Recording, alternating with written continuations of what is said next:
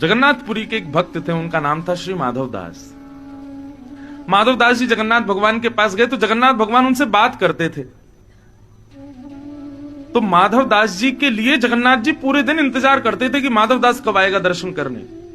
और जैसे ही माधव दास आते थे ना, तो श्री जगन्नाथ भगवान ऐसे बैठे बैठे ऐसे ऐसे झूमते थे, मेरा माधव आ गया, मेरा माधव दास आ गया। इतना प्रेम माधव दास से करते थे जगन्नाथ जी।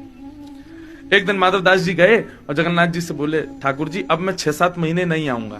ठाकुर जी बोले, क्यों नहीं आओगे? बोले, मेरा मन बहुत हो रहा है कि मैं वृंदावन जाऊं दर्शन करने। आपके वृंदावन में कई मंदिर हैं, राधा रमण बिहारी, राधा वल्लभ लाल और भी कई ठाकुर हैं, उनके मैं दर्शन करने जाना चाहता हूं, मैं वृंदावन जाना चाहता हूं। तो साधन है नहीं, उस समय पैदल ही जाते थे लोग। तो बोले 6 महीना लगेंगे आने जाने रुकने में। ठाकुर जी बोले, माधव हम कैसे रहेंगे तुम्हारे बिना? माधव दास जी बोले, देखो कौन बोल रहा है? जगन्नाथ बोल रहे हैं, जिनको पूरे विश्व में किसी की आसक्ति नहीं, जो पूरे विश्व को अपनी भ्रगुटी पर चलाते हैं, जिनके हंसने पर संसार बनता है, जिनके क्रोध होने पर संसार एक गेंद की तरह फूट जाता है, एक मटके की तरह ध्वस्त हो जाता है, वो कह रहे हैं माधव मैं तेरे बिना कैसे रहूंगा? एक सामान्य सा व्यक्ति हूं नाथ, आप प्रेम से रहो। कितने सारे माधव आते हैं आपके दर्शन करने, कितने सारे दास आते हैं, इनको आनंद कराओ, मैं जा रहा हूं वृंदावन। ठाकुर जी बोले, सुनो ना माधव दास, अहम भक्त पराधीन, सब मेरे पराधीन है, पर मैं पता नहीं क्यों अपने भक्तों पर अधीन हूं, मुझे संग ले चलो ना।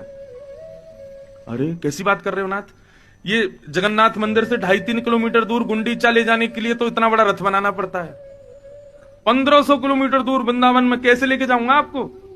यहीं विराजो, और 6 महीना की बात है, फिर आ रहा हूं ना मैं। देखो, इसको रस नहीं कहेंगे, अब इसको रास कहेंगे।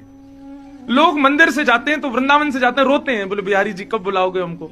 लेकिन आप वृंदावन से जाओ, ठाकुर जी रो जाएं, ये रास, ये रस नहीं है। माधव दास मंदिर से निकल रहा है और श्री जगन्नाथ जी के मोटे मोटे आंसू गिर रहे हैं। बोले, माधव मुझे संग ले चलो। चले गए माधव दास। माधव दास जी गए। अब बेचारे 2-3 दिन उनको अभ्यास था, एक सप्ताह तक भोजन नहीं मिलता था तो माधव दास जी रह लेते थे। साधक तो ऐसा ही होता है। लेकिन आज 2 ही दिन बीते चलते चलते, और माधव दास जी को इतनी जोर की भूख लगी महाराज। एक गांव में पहुंचे, एक दरवाजा जाके खटखटाने लगे। एक बूढ़ी माता ने दरवाजा खोला, बोले मैया मुझे जल्दी कुछ पवाओ। मैया बोली, अरे बाबा ने रुको रुको ऐसे। बोले, नहीं मुझे बहुत जोर की भूख लगी है। और मैया मैं कैसे बताऊं, इतने दिन हो गए मुझे कभी इतनी भूख लगती ही नहीं है, लेकिन पता नहीं आज बहुत भूख लग रही है, मुझे आप कुछ पवाओ, नहीं तो मैं पेड़ पौधे ही खा जाऊंगा, मुझे इतनी भूख लगी है। मैया ने भोजन बनाया, भोजन बना के माधव दास जी को पवा। माधव दास जी सीधे पाने लगे। मैया आई, मैया आकर के बोली, बाबा अनेक आराम से पाओ, धीरे धीरे पाओ। बोले, मैया बहुत जोर की भूख लगी है, 3 दिन हो गए मैंने कुछ पाया नहीं, पता नहीं क्यों इतनी भूख क्यों लग रही है। मैया बोली, बाबा सारा भोजन अकेले पाओगे, इसको नहीं पवाओगे? माधव दास जी बोले, किसको? वो तुम्हारे बगल में एक सांवरा सा बालक बैठा है, इसको नहीं पवाओगे? माधव दास जी बोले, कौन, कहां बैठा है? बोले, ये बैठा तो है बगल में, ऐसे मंद मंद मुस्कुरा रहा है, थोड़ी पे हाथ धर के बैठा है और आपकी थाली की ओर देख रहा है। माधव दास जी बोले, मुझे नहीं दिख रहा मैया। बोले, बाबा ये सब मैं चतुराई जाननी है, तुम्हारी सारी रोटी अकेले पकाते हो इसलिए कह रहे हो मुझे दिख नहीं रहा। अरे बगल में बैठा, कितना कोमल सा बालक, रुको इसको मुझे दे के जाओ, नहीं तो मैं पूरे गांव में हल्ला कर दूंगी किसी के घर का बालक उठा लाया बाबा। माधव दास जी बोले, भाई कौन है? थोड़ी दूर गए, तब माधव दास जी को लगा, ओहो तभी मैं कहूं इतनी भूख क्यों लग रही है मुझे, ये जगन्नाथ जी मेरे चित्त में बैठ के मेरे संग ही आ गए हैं। जैसे ही ये बात कही, इतने में ही उस विहंगम वन में ठाकुर जी प्रकट हो गए, और प्रकट होकर के बोले, माधव दास हम आ गए तुम्हारे साथ, इसीलिए इतनी भूख लग रही थी तुमको। माधव दास जी बोले, जय हो जगन्नाथ जी आपकी।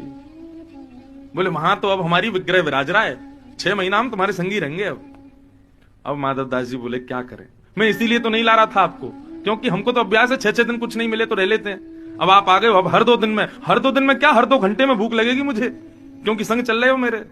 और माधव दास जी का वही हुआ, अगले गांव में जाकर के बेचारों ने कुछ चने लिए, कुछ भिक्षाएं ली, रखी अपने पास। क्यों? हर 2 घंटे में भूख लग गया उनको। ठाकुर जी तो 8 बार भोजन करते हैं दिन में। वृंदावन पहुंचे, वृंदावन आते ही माधव दास जी बोले, पहले बिहारी जी का दर्शन करूंगा, सारे मंदिरों में जाऊंगा। लेकिन आते ही भूख लगने लगी, तो ठाकुर जी चल रहे हैं संग में। माधव दास जी बोले, मैं तो परेशान हो गया खा खा के, इतनी भूख लगती है इनको। बेचारे जमुना जी किनारे गए और चने भून करके उन चनों को ही पाने लगे। माधव दास जी जैसे ही गए बिहारी जी के मंदिर में, निधिवन राज में बिहारी जी विराजते थे, पहले निधिवन में बैठते थे ठाकुर बिहारी जी, फिर बाद में मंदिर में विराज गए। तो निधिवन राज में जब गए, कपाट बंद थे बिहारी जी के, स्वामी श्री हरदास जी सेवा कर रहे थे। स्वामी जी निकल के बाहर आए, दर्शनार्थी बैठे थे। स्वामी जी बोले, भाई तुम में से माधवदास कौन है? माधवदास जी बोले, मैं हूं माधवदास। बोले इधर आओ। बोले तुमको पता है आज ठाकुर जी भोग नहीं लगा रहे, हमारे बिहारी जी भोग नहीं लगा रहे। बोले तो मेरे से कोई अपराध हो गया? बोले हाँ, हमने ठाकुर जी से कहा ठाकुर जी भोग क्यों नहीं लगा रहे? ठाकुर जी बोले माधवदास ने रूखे चने खिला दिए हैं मुझको, इसलिए मुझे भूख नहीं लग रही है। मेरे रूखे चनों से ही पेट भर दिया उसने। माधवदास जी भाव विभोर हो गए। बंधुओं, इसको रस नहीं कहते, इसको कहते हैं रास। जहां अपने भक्त के अधीन ठाकुर जी रहें वो रास।